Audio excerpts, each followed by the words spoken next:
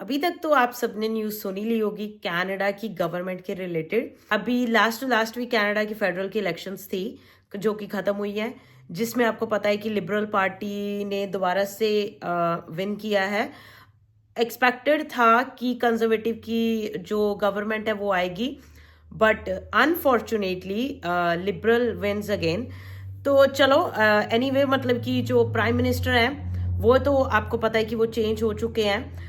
अब जो prime minister है वो मार्क कार्नी है, मिस्टर ट्रूडो नहीं है। अब बहुत सारे लोग ये भी क्वेश्चन करेंगे कि वाई एक्सपेक्टेड नहीं था कि लिबरल्स आएगी।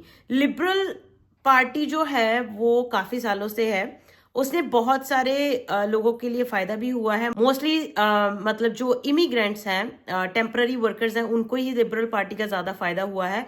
बहुत सारे लोग नाखुश हैं इस चीज से, बट वो तो आप लोगों को पता ही है कि ये तो चलता ही रहता है कि हर कोई खुश नहीं होता है हर चीज से। तो एनीवे मार्क कार्नी जो कि हमारे अभी के करंट प्राइम मिनिस्टर बने हैं, उनके आने के बाद बहुत सारे इमिग्रेशन में चेंजेस आए हैं।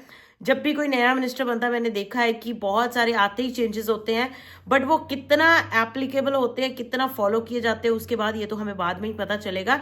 बट अभी के लिए जो चेंजेस आए हैं वो मैं आप लोगों के साथ आज की इस वीडियो में शेयर करने वाली हूँ। जो नंबर 1 चेंज है वो ये है कि कनाडा का नया जो इमिग्रेशन प्लान है 2025 टू 2027 का वो आ चुका है। इसमें कि हमारे न्यू प्राइम मिनिस्टर ने बोला है कि जो हमारा टेम्पररी रेजिडेंट्स का कोटा है वो कम कर दिया जाएगा, यानी कि मोस्टली स्टूडेंट्स को पीआर दी जाएगी। या जितने भी टेम्पररी रेजिडेंट्स हैं कनाडा में उनको पीआर देके ही, मतलब जो है ऑब्वियसली टेम्पररी रेजिडेंट्स को अगर कम करना है, उनका कोटा कम करना है तो उनको पीआर करना पड़ेगा, सिंपल सी बात है। तो पीआर दी जाएगी उन्होंने बोला है। उसके बहुत सारे तरीके हैं, ज्यादातर जो मतलब महत्व है वो दिया जाएगा हमारा फ्रेंकोफोन कम्युनिटी को, यानी कि जो फ्रेंच स्पीकर्स हैं जहाँ फिर जो फ्रेंच सीख सकते हैं, वो कोई भी हो सकते हैं, नॉट पर्टिकुलरली कि जिनको फ्रेंच आती है। फ्रेंच ऑब्वियसली कोई भी सीख सकता है, इट्स जस्ट अ लैंग्वेज। इसलिए अगर आपको भी जल्दी मतलब पीआर लेना है, आपने जो सोचा हुआ है कि मैंने पीआर फटाफट से लेके साइड करना है, मतलब ये एक काम, क्योंकि बहुत बड़ी टेंशन जो है हमारे दिमाग से दूर हो जाती है जब कोई पीआर हो जाता है।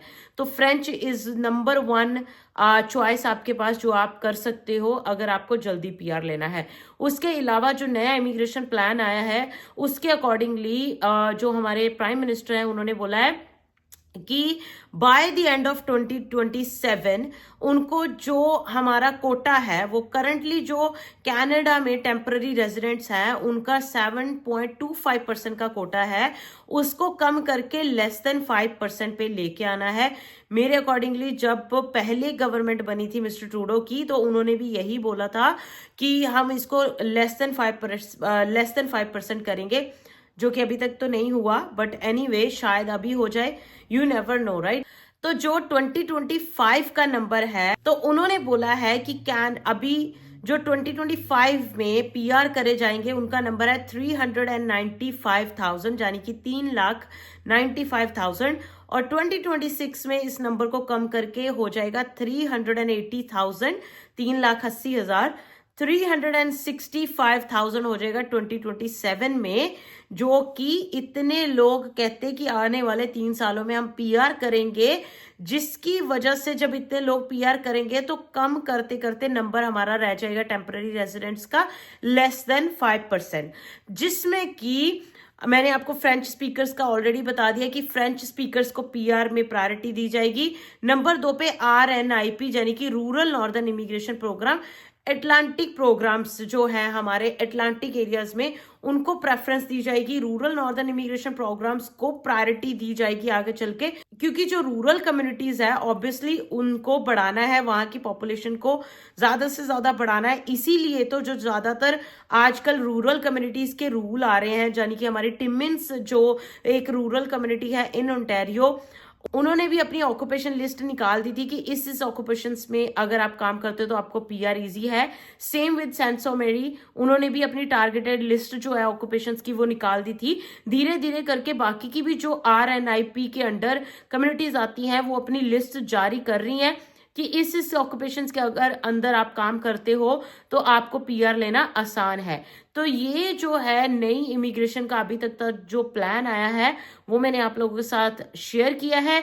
नेक्स्ट वीडियो में हम बात करेंगे कि और क्या चेंजेस आए हैं जब से कि हमारी नई सरकार जो है बनी है। तो with that all, thank you so much guys for watching this video. I hope आज की वीडियो अच्छी लगी होगी। अच्छी लगी है तो वीडियो को लाइक एंड शेयर जरूर कर देना। चैनल पे नए आए हो तो सब्सक्राइब के बिना मत जाइएगा। बाय बाय, टेक केयर, मिलते हैं अगले व्लॉग में अगली वीडियो के साथ। Bye bye.